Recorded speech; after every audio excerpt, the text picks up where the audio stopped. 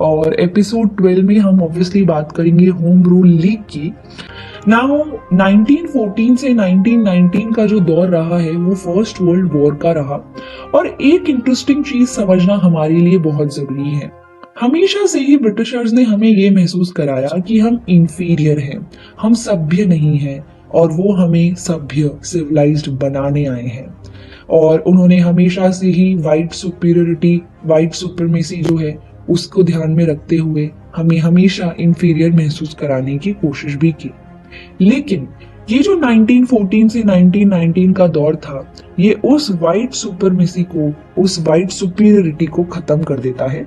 और इसके पीछे का कारण ये है क्योंकि इस पर्टिकुलर वर्ल्ड वॉर के दौरान इन्होंने भी, इन बड़ी बड़ी कंट्रीज ने जो वाइट सुपीरियरिटी को हमेशा आगे रखती थी, इन बड़ी बड़ी कंट्रीज ने काफी अनसिविलाइज चीजें की है। बहुत सारी हत्या, बहुत सारे लोग मारे गए इस वर्ल्ड वॉर के दौरान।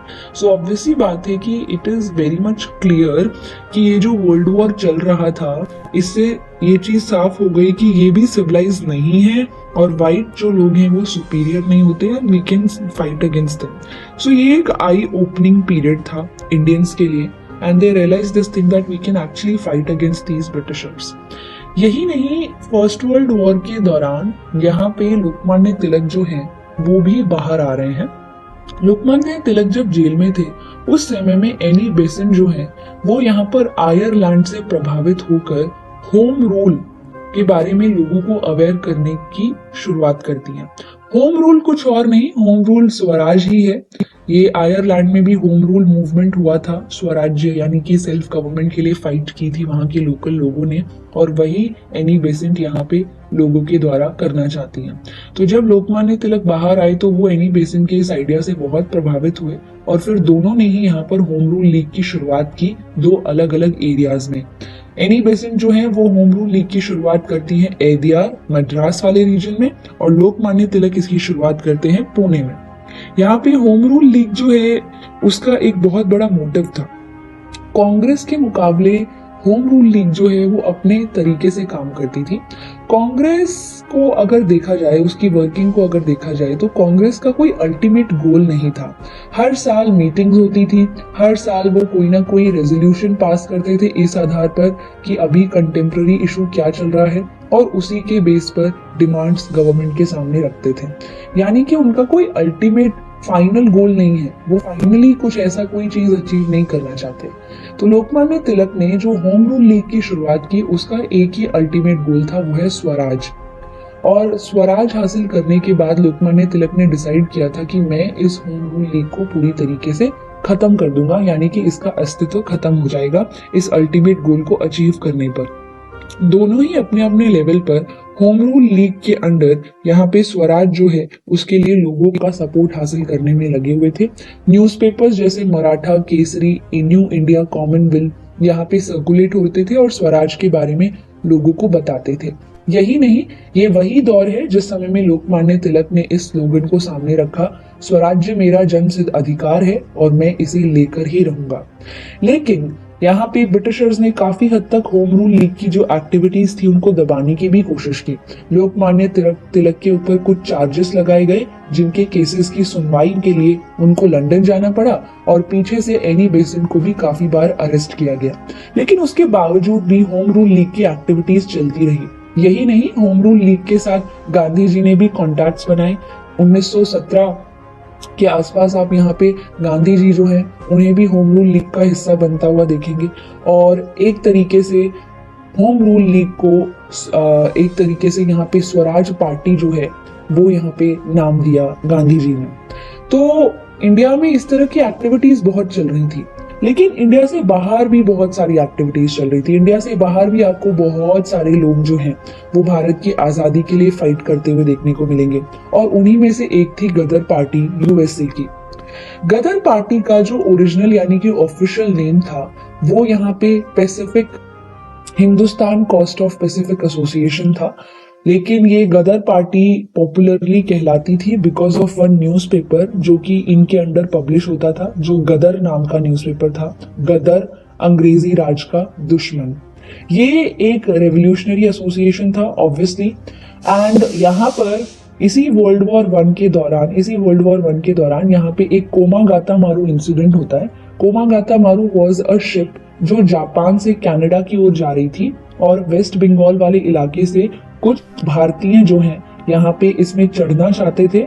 ऑब्वियसली काम की तलाश में एज अ माइग्रेंट वो कनाडा की ओर जाना चाहते थे, लेकिन उनको रोक लिया गया, उन्हें उस शिप में घुसने नहीं दिया गया। वहीं ब्रिटिश अथॉरिटीज ने अपनी पुलिस भेजी और पुलिस जो है वो वहां पे गोलियां चला देती है और बहुत से लोग मारे जाते हैं। तो यही गदर पार्टी क्या सोचती है कि 1915 में फरवरी के महीने में वो भारत में इसी पर्टिकुलर इंसिडेंट के खिलाफ एक रेवोल्यूशनरी एक्टिविटी करेंगे, एक आर्म्ड रेवोल्यूशन करेंगे।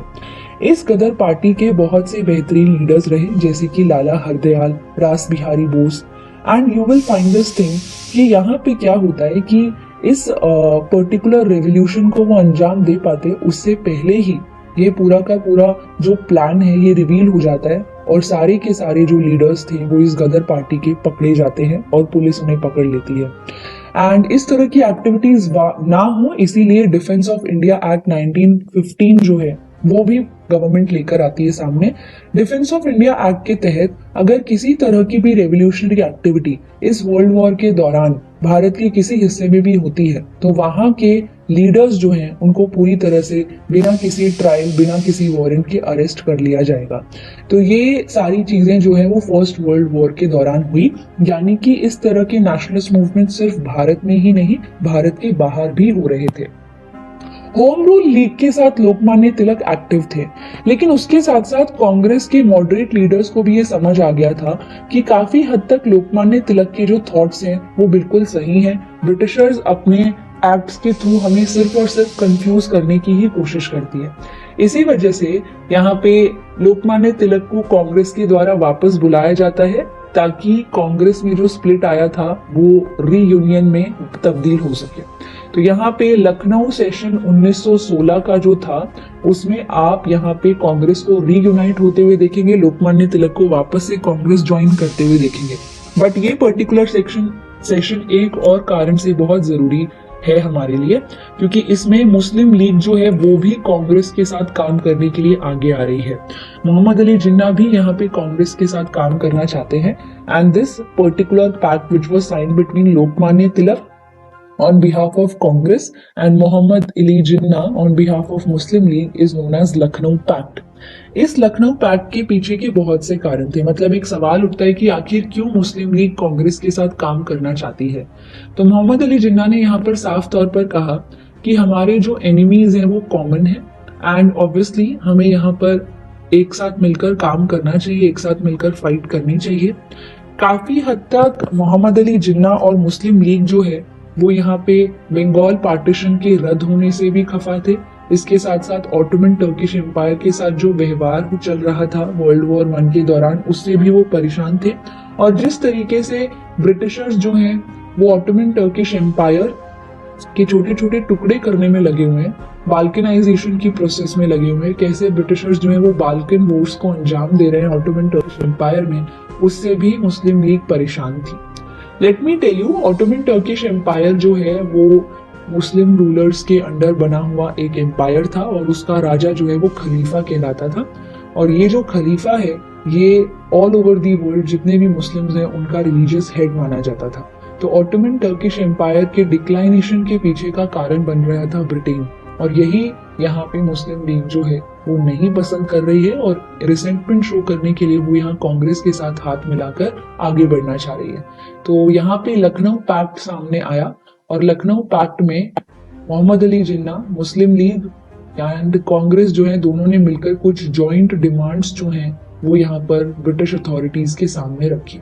ऑब्वियसली ब्रिटिशर्स इस तरह की एक्टिविटीज को दबाने के लिए यहाँ पर एक बार फिर से कंसेशन रिप्रेशन की पॉलिसी को फॉलो करेंगे और वो लेकर आएंगे मॉन्टेग शेम्सफोर्ड रिफॉर्म्स।